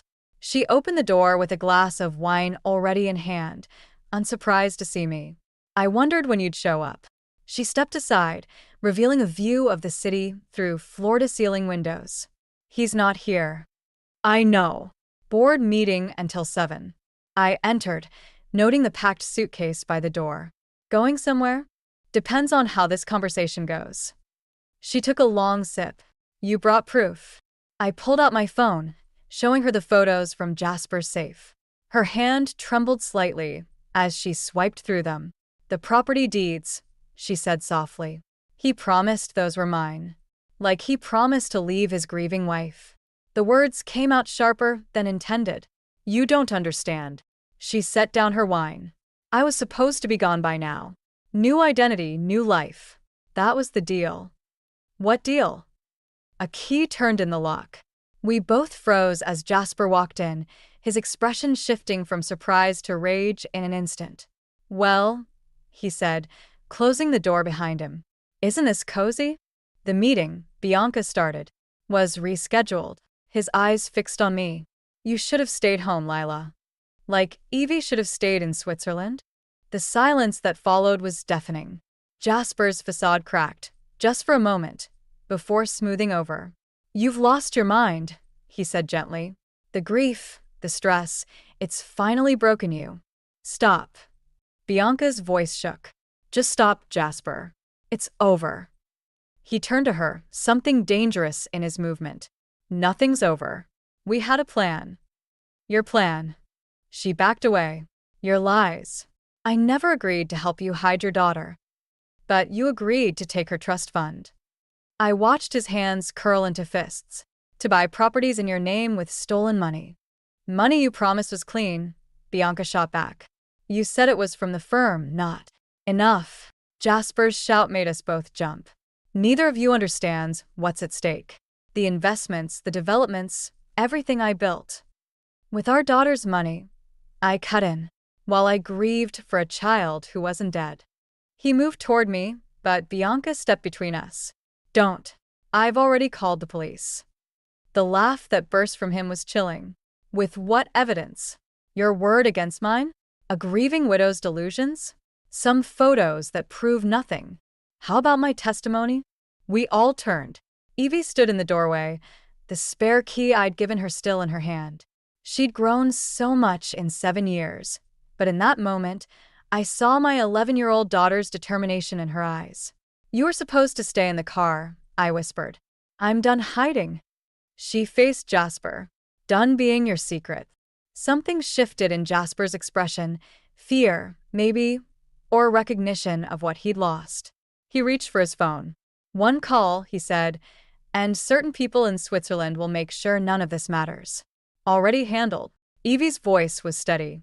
The school's records, the fake passport, the bank transfers, I documented everything before I left. It's all with a lawyer now. If anything happens to me or Mom, it goes public. Jasper lunged forward, but Bianca grabbed his arm. In the struggle, her wine glass shattered on the floor, red spreading like blood across the white carpet. It's over, I said, pulling Evie close. The police are coming. The evidence is out. You've lost. He straightened his jacket, that familiar calm settling over him again. Have I? The smile he gave us made my blood run cold. Even now, backed into a corner, he looked like a man with one more card to play. Sirens wailed in the distance, growing closer. Whatever happened next would change everything, but looking at Evie, feeling her strength beside me, I knew we were ready. The truth was finally coming to light, and not even Jasper could stop it now. Could he? The police sirens grew louder, but Jasper's smile only widened. He reached into his jacket, pulling out a thick envelope. You really should have checked the safe more carefully, Lila. He tossed it onto Bianca's glass coffee table. There's always a backup plan. My hands shook as I opened it. Inside were photos, dozens of them. Evie at her Swiss boarding school, me following Jasper to the hotel, Bianca's apartment building. All time-stamped, all recent. You knew, I whispered. You've known everything. Of course I knew. Did you think I wouldn't have people watching my own daughter? He loosened his tie. The real question is, who's been watching you? The apartment door burst open. 2 men in suits entered, neither police. One nodded to Jasper while the other moved toward Evie. No. I stepped between them, but Jasper caught my arm. It's over, Lila. Evie's going back to Switzerland, where she'll be safe from your delusions. His grip tightened. The police will find a distraught woman who couldn't let go of her daughter's death, who dragged her husband's innocent girlfriend into dangerous fantasies. Tell them, I pleaded with Bianca. Tell them the truth. She wouldn't meet my eyes. I'm sorry. He has everything in my name. The properties, the accounts. Her voice cracked. I can't. The man reached for Evie. She backed away, but there was nowhere to go. Mom, she called out, fear cracking through her composure. Mom, please. Let her go. I struggled against Jasper's grip. She's just a child. She's my child, too. His voice softened to that familiar, reasonable tone. And you're sick, Lila. You need help. The kind of help I've arranged at a private facility upstate. The second man produced papers, commitment forms. My signature forged perfectly at the bottom. You can't do this, I said, but the words sounded hollow even to me. Of course he could. He'd been planning this for years. The siren stopped outside. Real police this time, but they'd find exactly what Jasper wanted them to find. A delusional woman, a concerned husband, a frightened teenager who'd been manipulated into believing she was someone else. It's for the best, Jasper murmured, his lips close to my ear. In time, you'll understand. I'm protecting our family. You destroyed our family. I watched helplessly as they led Evie toward the door. Everything we had. I built everything we had. His mask slipped, just for a moment. The firm, the reputation, all of it. I wasn't going to let a trust fund and a teenage girl ruin it. The police knocked. Evie looked back at me, tears streaming down her face. In that moment, I saw both the teenager she'd become and the little girl I'd lost. 7 years of birthdays, scraped knees, first crushes, all stolen by the man still holding my arm. Say goodbye, Lila. Jasper's voice was gentle again, reasonable, perfect for the police about to enter. It's time to let her go. Again. The door opened. Uniforms flooded in. Questions started. Statements were taken. And through it all, I watched my daughter disappear for the second time in my life. But this time was different. This time, I knew she was alive. This time, I had nothing left to lose. As they led me toward the waiting ambulance, I caught one last glimpse of Jasper's face. He'd won and he knew it. His perfect life was safe. His secrets were secure. He didn't notice me palm Bianca's phone from the coffee table. Didn't see me slip it into my pocket as they guided me outside. Didn't realize that sometimes rock bottom is exactly where you need to be to start fighting back. The private facility's garden reminded me of my memorial roses, though these blooms were carefully manicured into submission. 3 days of observation had taught me the guards' patterns, the blind spots in the security cameras, and most importantly, the contents of Bianca's phone. I was pruning hydrangeas when Jasper arrived for his weekly visit, right on schedule. You're looking better, he said, sitting beside me on the bench. Dr. Harrison says you're making progress. I've had time to think. I kept my eyes on the flowers. About Evie, about us. You were right, I needed help. His hand covered mine, warm and familiar. I knew you'd understand eventually. I understand everything now. I pulled out Bianca's phone, watching his expression shift, especially after reading your emails. The warmth vanished from his touch. Where did you get that? You should have checked my pockets before the commitment. I opened the email chain between him and the Swiss school. Interesting reading, especially the part about the trust fund transfers. Give me the phone, Lila. The police have copies already. A lie, but he flinched. Along with Bianca's statement, he stood, scanning the garden. We were alone, exactly as I'd planned. Bianca wouldn't. She did. I showed him the time-stamped video confession she'd recorded yesterday. After you transferred everything into your name, she realized she was just another loose end. Like me. You don't understand what you've done. His voice dropped to that dangerous whisper I'd heard at Bianca's apartment. The people I work with. The people you stole from? I stood, matching his tone. The ones whose money you laundered through Evie's trust fund? Color drained from his face. How? Bianca kept records. Insurance, she called it. Smart woman. I took a step closer. She's talking to the FBI right now. His hand shot out, but this time I was ready. I caught his wrist, feeling the tremors of desperation in his grip. It's over, Jasper. Evie's being brought back from Switzerland. The police are on their way. You've lost. Lost. He laughed, an ugly sound. I built this life from nothing. Everything we had was built on our daughter's grave. I twisted free. A grave you filled with lies while you played the grieving father. I protected her. His composure shattered. From the trust fund, from the responsibility, from becoming another spoiled heiress.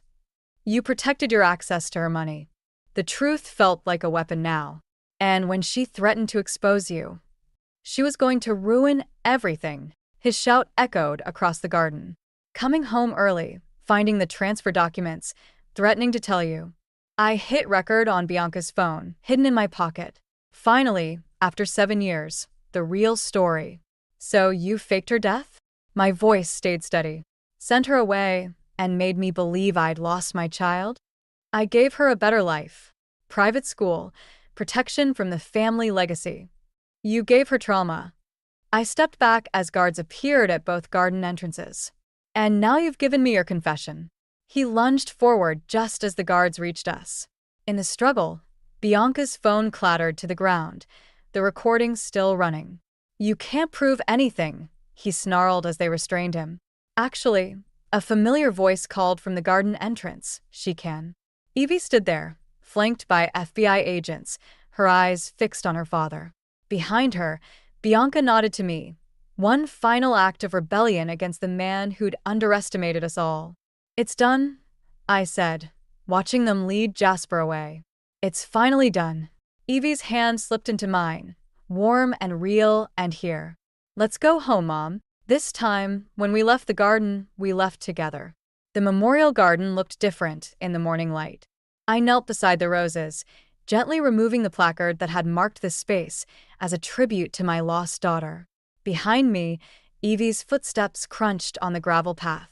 We could plant something new, she said, kneeling beside me. Something that grows wild. 6 months had passed since Jasper's arrest. The trial had been quick, his confession damning. The financial investigations were still ongoing, but we'd stopped following the headlines weeks ago. I was thinking sunflowers. I brushed dirt from my hands. They always turned toward the light. A manila envelope sat on the garden bench, delivered this morning from Jasper's lawyers. Inside was a letter I hadn't decided whether to read, along with signed divorce papers and documents returning control of Evie's trust fund. Evie picked up the envelope, weighing it carefully. Are you going to open it? I'm not sure his words matter anymore. She nodded, understanding in her eyes that sometimes seemed too old for her 18 years. I visited him yesterday.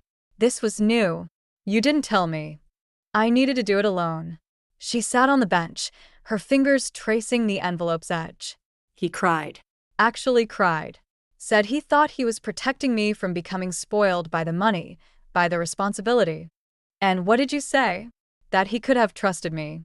Trusted us. She pulled out the letter. Maybe you should read it. I took the paper, feeling its weight. 7 years of lies condensed into a single page. The words blurred together at first, then sharpened. I convinced myself I was protecting our family, but I was protecting my own fears.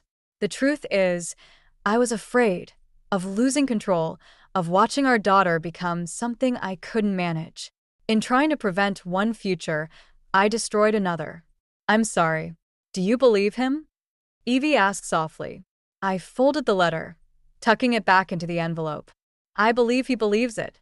But sometimes sorry isn't enough. A car pulled into the driveway, Bianca's sleek sedan. After her testimony helped convict Jasper, she'd used her share of the recovered funds to start over, helping other families navigate financial fraud cases. Ready, she called from the car. The realtor's meeting us at 10. We were selling the house, looking for somewhere new. Somewhere without memories in every corner. Just a minute, I called back. There was one last thing to do. I handed Evie a trowel. Together, we dug a small hole among the roses. I placed the envelope inside, letting the garden that had held my grief now hold these final pieces of our old life. Mom, Evie's voice was quiet. Do you ever wish I hadn't come back? That you'd never known the truth? I pulled her close, feeling her heartbeat against mine. Never. The truth set us both free. As we covered the letter with earth, I thought about Jasper's words about protection. He'd been right about one thing. The truth could hurt, but lies could destroy, and the space between those choices was where real love lived. Come on, I said, standing. Let's go find our new home. We walked to the car together, leaving the garden behind. The roses would bloom for someone else now, and that was okay. Our story wasn't about the flowers anymore. It was about what grew in their place. Bianca smiled as we got in, passing me a stack of house listings. Ready to start over? I looked at Evie in the rearview mirror, saw her watching the garden fade from view. Some people might call this revenge, this quiet rebuilding of a life Jasper tried to control. But as I watched my daughter turn toward her future, I realized this wasn't about revenge at all. It was about redemption. And sometimes, that's the sweetest justice of all. My name is Freya, and I'm about to turn 25 this year. I've been happily married for 4 years, and my son, William, just celebrated his 4th birthday. When I first got married, I worked full-time, but now I balance part-time work at the same company. My husband, Henry, is 27 years older than me. Our relationship started with Henry being the one to pursue me passionately, but after we got married, I noticed a shift in his attitude, where he became more controlling. Henry has a sister, Aria, who is 23 years old. There's a bit of an age gap between them, and it seems that Henry tends to spoil her a little. Before we got married, I didn't mind Aria visiting often. I thought it was just a normal sibling bond, and I assumed they got along well. But after we tied the knot, I started noticing some changes in Aria's behavior. She began showing up at our place without calling first, expecting to be treated like a guest without ever offering to help or show any appreciation. What bothered me more was Freya's response. Instead of addressing the situation with Aria, he would expect me to accommodate her every time. Aria would come in, barely acknowledging me, and just casually say to Henry, "Hey, I'm here again," like it was completely normal. Even though I wasn't prepared to host another guest, I ended up serving dinner to her. Henry, instead of understanding the situation, would blame me out loud, saying I should have been more considerate. Aria would apologize, but it was clear she enjoyed Henry's favoritism. After dinner, while Henry and Aria sat chatting on the sofa, I was left with the leftovers. I had to make my own meal, and they didn't even acknowledge me or William. It felt like we were just there to serve them, not treated as family. One evening, as I was about to take a bath with William, Henry loudly interrupted, asking me to go buy a cake for Aria, even though it was already late. Aria insisted she wanted it right away, and Henry blamed me for the delay. Feeling pressured, I reluctantly agreed to go to the cake shop with William. As we walked, I overheard them criticizing me, calling me inconsiderate, and questioning why Henry even married me. Although William didn't understand the conversation, he could feel the tension between Henry and me. Trying to keep things light, I asked him what kind of cake he wanted, and he happily responded that he wanted one with lots of fruit. Our trip to the cake shop was full of cake talk, which for a moment helped me forget about the negative things Henry had said earlier. We made it to the shop just before closing time and managed to find the cake Aria wanted. We also bought the fruit cake that William had asked for. When we got home, I served the cakes to Henry and Aria, and then I made William's cake and took it to the dining room. The moment I placed his cake in front of him, Aria pointed at it and said she wanted that one. Before I could say anything, Henry moved William's cake in front of Aria, ignoring William's protests. Henry justified his action by saying he had paid for the cakes with his own money, so he had the right to choose for William. I couldn't hold my feelings in anymore. I told Henry how unfair it was, and in response, he threatened divorce. William, who had stopped crying, nervously grabbed my hand. After a moment, he said, "Mom, I also like cake with strawberries on it." It's really good, as he ate the cake Aria had wanted. Seeing that William was going through so much, I decided to take him away from the situation. I moved him to another room, so he could enjoy his cake peacefully. Henry apologized to Aria, saying he was sorry for being so stingy, but I held back, not wanting to argue in front of William. Watching William enjoy his cake, so happy and innocent, brought me some comfort. After we finished the cakes, we decided to take a late bath and sleep in William's bed. The next morning, when I was preparing breakfast, I realized Aria had already left. But soon, I heard William crying. To my shock, I found that his piggy bank, a gift from my father, had been broken and all the money he had saved was gone. William, who always said goodnight to his piggy bank, was heartbroken. When I asked Henry about it, he casually explained that Arya needed some money, so she had taken it from the piggy bank. Holding my crying, shaking son, I felt his pain so deeply that I couldn't help but cry with him. It hurt to see how much Henry was focused on taking care of his sister, Arya, over our own son. I couldn't stay quiet anymore. I was angry and sad, so I confronted Henry, breaking my usual habit of staying silent during arguments, especially in front of William. Without saying a word, Henry walked into the bedroom and returned holding something shocking: divorce papers. I was stunned to find that Henry had been secretly hiding divorce papers, something I had no idea about. In an outburst, he shoved the papers at me and stormed out of the house, slamming the door behind him. William, who had never cried about the issues between Henry and Arya before, seemed to have reached his breaking point. He cried non-stop since last night, and it broke my heart to see him like this. Feeling the weight of the situation, I suggested that we skip daycare for the day. To my surprise, William happily agreed, with a faint smile on his face. We spent the day together playing and bonding. William brought a picture book from the shelf, climbed onto my lap, and happily pointed to the teacher in the book, saying, "Mama, right? He looks like an angel." His little heart seemed full of patience, and in that moment, I decided to make the day special. I took a day off from work, despite the possible trouble it might cause at my job. My workplace understood the situation and kindly granted me the day off. We spent the morning at the park, playing hide and seek, having fun in the sandbox, and sliding down the slides. When we got back home for lunch, William looked sleepy. Normally, he would nap on his own, but today he fell asleep in my lap, just like when he was a baby. I had planned to use the time to do some household chores, but today felt different. Instead of cleaning, I decided to enjoy the peaceful moment and let myself be healed by the sight of William's calm, sleeping face and gentle breathing. Just as I was settling into this serene moment, I heard a noise from the front entrance. The door had opened, and since it wasn't the usual time for Henry to come home, I became suspicious. I quickly hid in the bedroom closet, holding William tightly. A voice echoed through the house, and to my surprise, it was Arya. I listened as she moved through the house, sounding frustrated as she searched for something.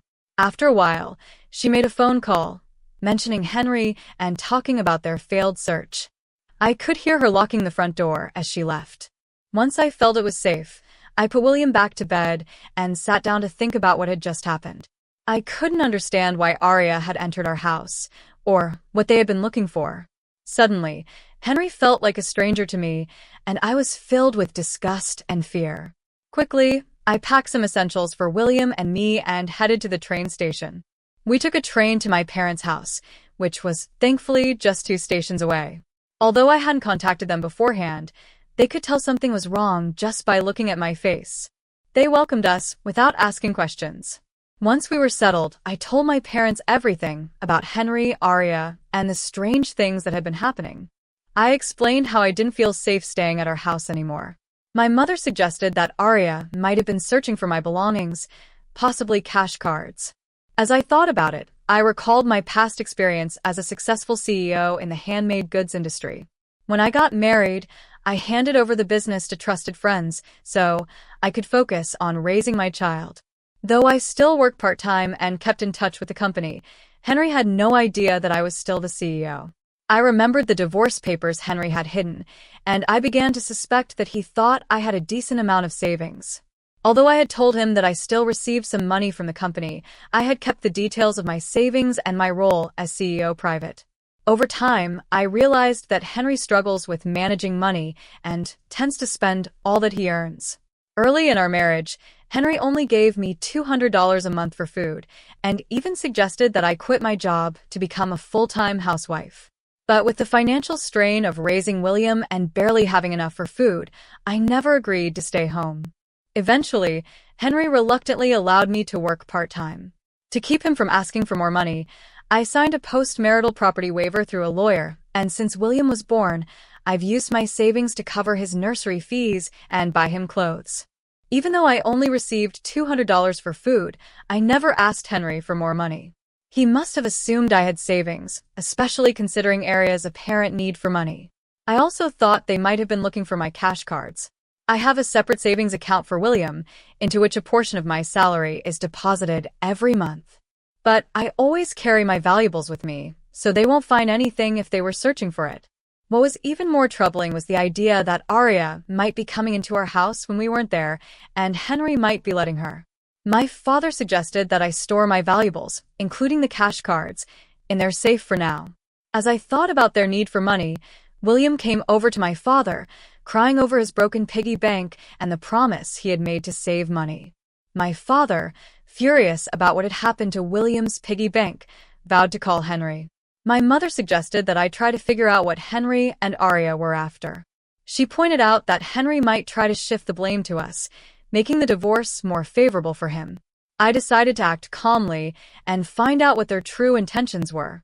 I planned to secretly record their conversation. My father's lawyer friend also offered to help.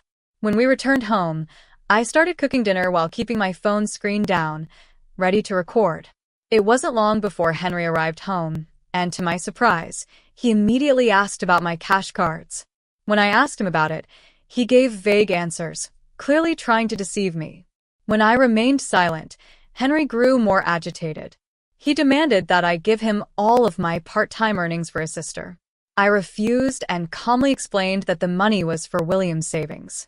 In response, Henry angrily shoved the signed divorce papers toward me, declaring that I was living off his money and didn't need to save for William. He even said something that made my heart drop. He valued Arya more than our own son. Hearing this, I couldn't continue preparing the meal.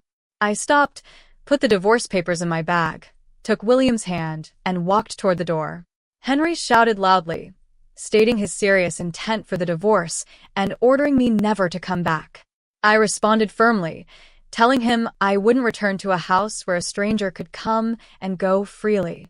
Once we left, Henry bombarded me with messages and calls, which I ignored. I turned off my phone and sought refuge at my parents' house. I shared the recording of our conversation and the divorce papers with them. Although I had no love or affection left for Henry, I couldn't stop worrying about how this would affect William. My parents understood my concerns and advised me to do what I felt was best.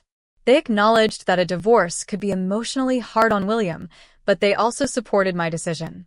As I was grappling with the decision, William told me he was hungry. My mother, seeing the distress on my face, kindly made hamburgers, his favorite dish. Overcome with emotions, tears welled up in my eyes as my mother lovingly told William that the hamburgers were made so that he and I could visit her whenever we wanted. William eagerly took a bite and joyfully exclaimed, "Grand's hamburgers. I want to eat these every day." I smiled and said, "It's because the hamburgers are filled with the love I have for you." Then, in a sweet gesture, William took a big bite of his hamburger and offered it to me. His kindness broke me, and even though I tried to stop my tears, they kept flowing. Noticing my tears, my father reassured William that they were tears of happiness, not sadness. William, in a moment of understanding, hugged me, and my father's eyes turned bright red. I realized how blessed we were to be together as a family. I looked at William and remarked, "Family is precious." Surprised, William asked, "Did Dad say that only Arya is family?" My father gently confirmed it but then asked, "Would you like to live with us as family?" With a joyful laugh, William eagerly agreed, which made everyone smile. Despite still grappling with the idea of divorce, the meal was so warm and filled with love that I finally decided to part ways with Henry. I planned to tell William about it, even though my heart felt heavy. Yet somehow, I sensed that William already understood, even without me saying a word. The situation gradually settled, and William, in his innocence, expressed a desire to live as a family. He even embraced our pet dog, affectionately calling him his younger brother, despite the dog being older than him. His sweet gesture lightened the mood, and it felt like a small moment of joy amidst the turmoil. With my decision made, preparations for the divorce began in earnest. I contacted a lawyer who was a friend of my father's, and together, we started formalizing the contract. The next day, we signed the necessary papers, and while I took in the weight of what was happening, my father and William shared comforting laughter in the other room. They were trying to lift my spirits, but I was still processing everything. As I lay in bed that night, I found myself reminiscing about my childhood, when life was simpler, and I never imagined I'd be facing such a complicated, painful decision. The following day, I checked my smartphone and found over 200 missed calls and messages from Henry. His emotional instability was evident in every message. I felt exhausted, mentally and emotionally drained, and I decided to turn off my phone to avoid hearing more. With the lawyer's help, we explained everything to my parents. We shared how Arya had accumulated a significant amount of debt due to her casino habits and shopping addiction, and how Henry had acted as her guarantor. It was becoming clearer why he had been acting so erratically. They had been planning to use my savings to cover Arya's debts, and it explained so much about his recent behavior. The lawyer confirmed that the divorce papers had already been submitted. Henry was devastated when he realized it was final, and I could hear him sobbing on the other end of the phone. It was strange, his tears didn't move me. After everything that had happened, I couldn't find it in me to feel sorry for him. Despite the expectation of disagreements over child support, Henry agreed to sign a pledge to pay $340 every month for William's care. It was an amount that barely covered the essentials, but it was a small victory. Later, I received another call from Henry. His tone was different this time. There was no aggression. Instead, he calmly admitted to having manipulated me financially and explained his complex feelings toward Arya. He acknowledged his mistakes, but said nothing that could change my mind. I firmly stated that I had made my decision and wouldn't reconsider. I could hear his faint sobbing on the other end before he wished me happiness and hung up. I didn't even respond. As the call ended, I stayed strong, feeling a sense of resolve that I hadn't felt in months. I discussed my future plans with my parents. After much thought, I decided to stay with them until William grew up, giving us both the stability we needed. I resumed my role as the company president, something I had put on hold when Henry and I got married. I was determined to rebuild my life, not just for me, but for William as well. As time went on, I learned that Henry and Arya had informed their parents about the divorce and the mounting debts. The news was so shocking that it led to their disownment. For Henry, it was the final straw. His own family turned their back on him, leaving him to deal with the consequences of his actions. Looking back now, I find happiness in being with my family. We have our ups and downs, of course, but we have each other. I've come to realize that family isn't just about blood. It's about the people who truly care, who lift you up when you're at your lowest, and who help you see the light at the end of the tunnel. I have William, my parents, and my own strength to carry me forward. In the end, that's what truly matters. I stood in the middle of the kitchen, the cold tile beneath my feet feeling like ice against my skin. "Anna, did you even hear me?" Mrs. Thompson's voice was sharp, a knife slicing through the tense air. I turned, meeting her stern gaze. "I heard you, Mrs. Thompson. You want fish for dinner." "And not just any fish," she insisted, her eyes narrowing. "Get tuna, the fresh kind. Lily loves it." As if on cue, Lily, my 16-year-old stepdaughter, strutted into the kitchen, her phone glued to her ear. She barely acknowledged my presence, her eyes rolling dramatically. Fish again? I want a burger. Go get me one, Anna." The demands weren't new, but they stung each time. I was more a servant than a family member in this house. A deep breath steadied my voice. "But I'm already preparing dinner." Lily cut me off. "So I want a burger. Can't you do that one little thing for me?" Mrs. Thompson chimed in, her voice laced with feigned concern. "She's just a kid who wants a burger, Anna. It's not about being stingy." The word stingy hung in the air, a label I'd become too familiar with in this household. They had no idea about the financial tightrope we were walking on. My job in administration barely covered the essentials, and Michael's sporadic earnings as a struggling writer added little. "Fine, I'll get the burger," I muttered, feeling a familiar knot of frustration in my stomach. As I turned to leave, Lily's voice stopped me. "And I need $100.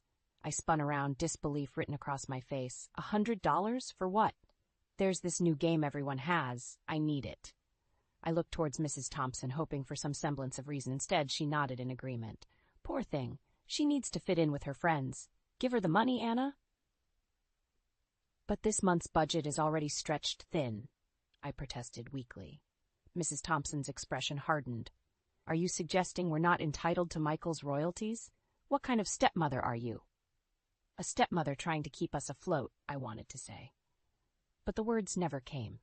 Instead, I reached for my purse, the weight of their expectations heavier than the coins and notes it contained. The evening air was crisp as I returned from the store, bags weighing down my arms.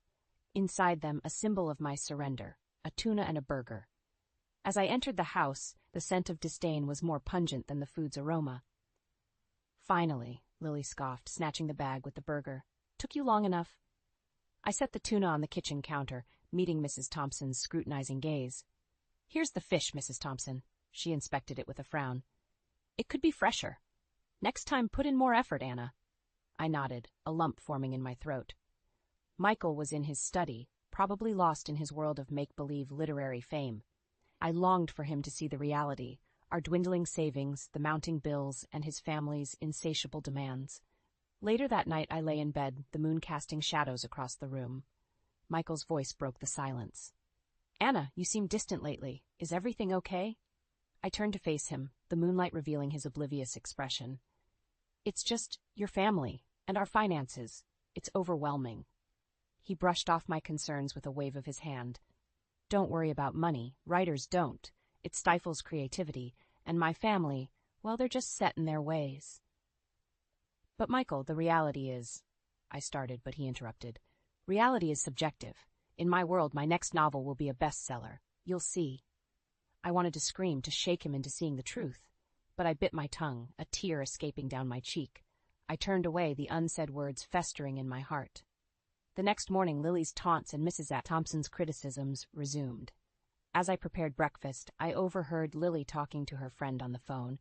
She's so pathetic, pretending to be our mom. I wish Dad would just divorce her already. The words pierced through me like icy daggers. I wanted to confront her, to defend myself, but I remained silent, my hands trembling as I poured the coffee. At work, my colleague, Jane, noticed my forlorn expression. Anna, you okay? You've seemed off lately. I sighed, the dam of my emotions ready to burst. It's just home stuff, you know how it is.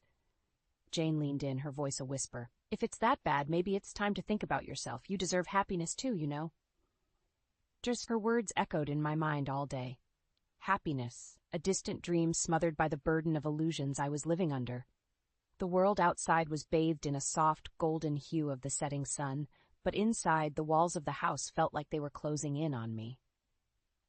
It had been another day of juggling insults and managing the impossible demands of my stepfamily.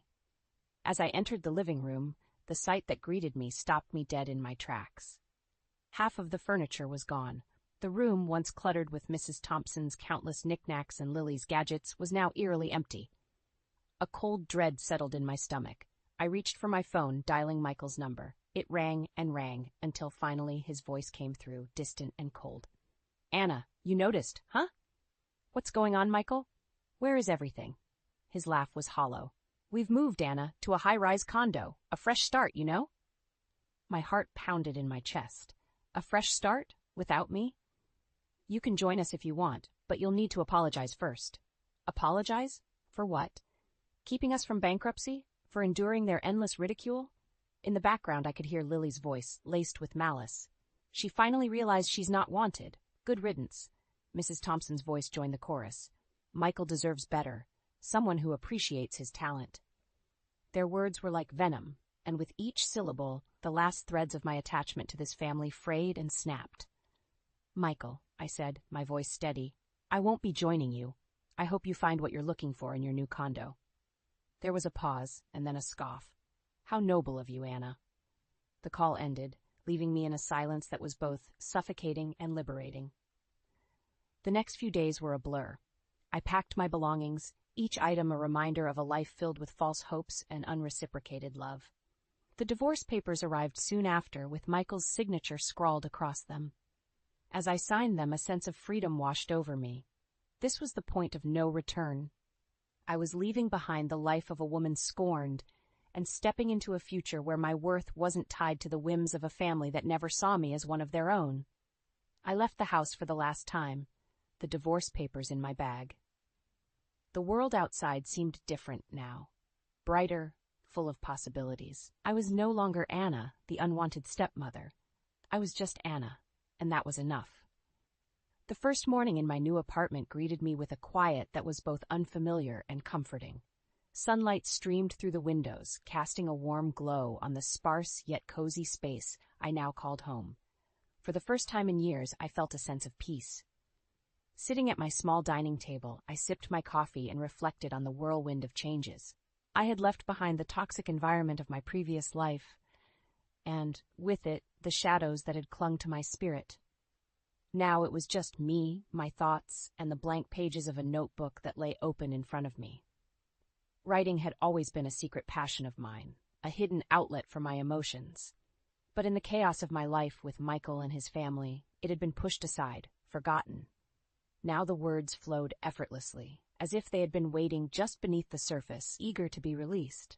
As days turned into weeks, I found solace in my newfound freedom and the routine I had established. My job in administration, once a source of stress, now felt manageable, even enjoyable. But it was in the evenings, when I returned to my writing, that I felt truly alive. I wrote about everything, my feelings, my experiences, and even fictional stories that mirrored the journey I had been on. Each word was a step away from my past and a step towards rediscovering who I was. It wasn't long before I decided to take a leap of faith. I submitted some of my work to various publications and writing contests. To my surprise and delight, the response was overwhelmingly positive. My stories resonated with readers, and I began to receive offers for freelance writing jobs. One evening, as I was finishing up a piece, my phone rang. It was Jane, my colleague. "Anna, you won't believe it. Your story won first place in the local writing competition. They loved it." I was speechless. This was more than just a win. It was validation of my talent and my journey. As weeks turned into months, my life settled into a pleasant rhythm. I was no longer just surviving. I was thriving. My relationship with Michael and his family became a distant memory, a chapter of my life that was closed and tucked away. But life has a way of bringing the past back, just when you think you've moved on. It was on a crisp autumn day that I received a call from Michael. His voice, once so familiar, now sounded like a distant echo from another life. "Anna, we need to talk." I hesitated for a moment, the old wounds still tender.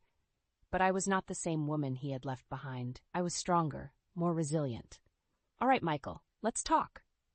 The coffee shop was bustling with the late afternoon crowd, but the noise faded into the background as I saw Michael sitting at a corner table. He looked older, warier, a shadow of the man I once knew. "Anna, thank you for meeting me," he said, his voice tinged with a desperation I hadn't heard before. I sat down, keeping my expression neutral. "What did you want to talk about, Michael?" He hesitated, fidgeting with his coffee cup.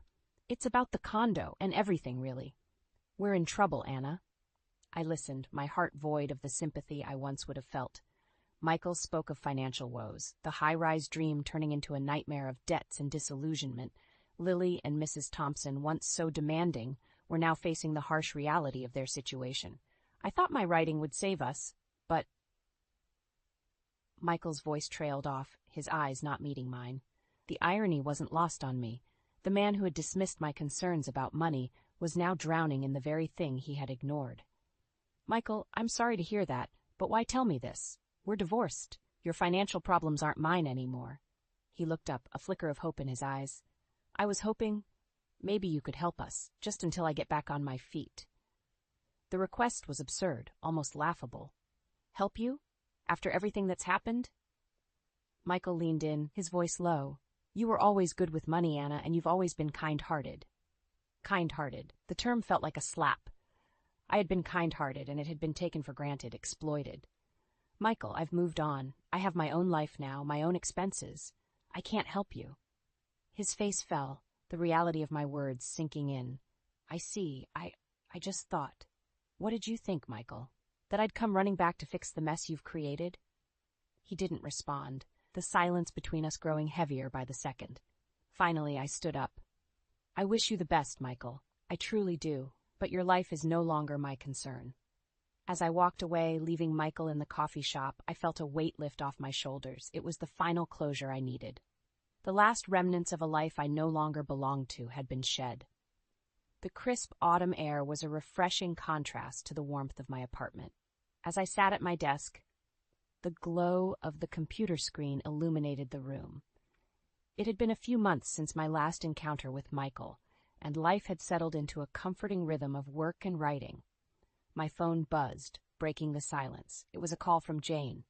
"Anna, you won't believe this. Your novel is being considered for a movie adaptation." I was stunned. My novel, born from the pain and turmoil of my past, had not only resonated with readers, but had also caught the attention of a film producer. It felt surreal, like a dream I was afraid to wake up from.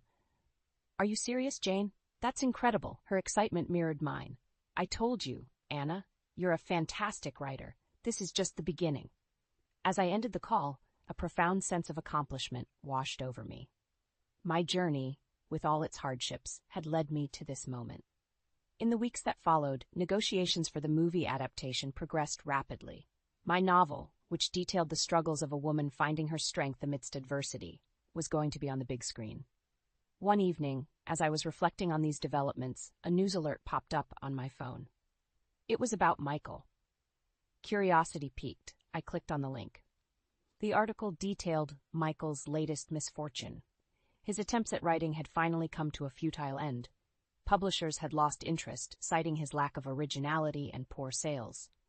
To add to his woes, his high-rise dream had crumbled. Unable to keep up with the rent and mounting debts, he and his family had been forced to move out. I read the article with a mix of emotions. There was no joy in seeing someone's life unravel, but there was a sense of poetic justice. Michael and his family, who had once looked down on me, were now facing the consequences of their actions and choices. As I turned off my phone, I realized that this was the true essence of karma. It wasn't about revenge or seeing others suffer. It was about the natural balance of life where actions and choices inevitably shaped one's destiny. I turned back to my writing, the words flowing freely. My experiences had taught me that strength comes from within, and that resilience is born from adversity. And now I was sharing those lessons with the world. My past with Michael and his family was a closed chapter, but it had given me the greatest gift, the realization of my own potential and the courage to pursue my dreams. As the moon cast a gentle light through my window, I smiled to myself. Life was unpredictable, filled with ups and downs, but I was ready for whatever came next. I had found my voice, my purpose, and no one could take that away from me.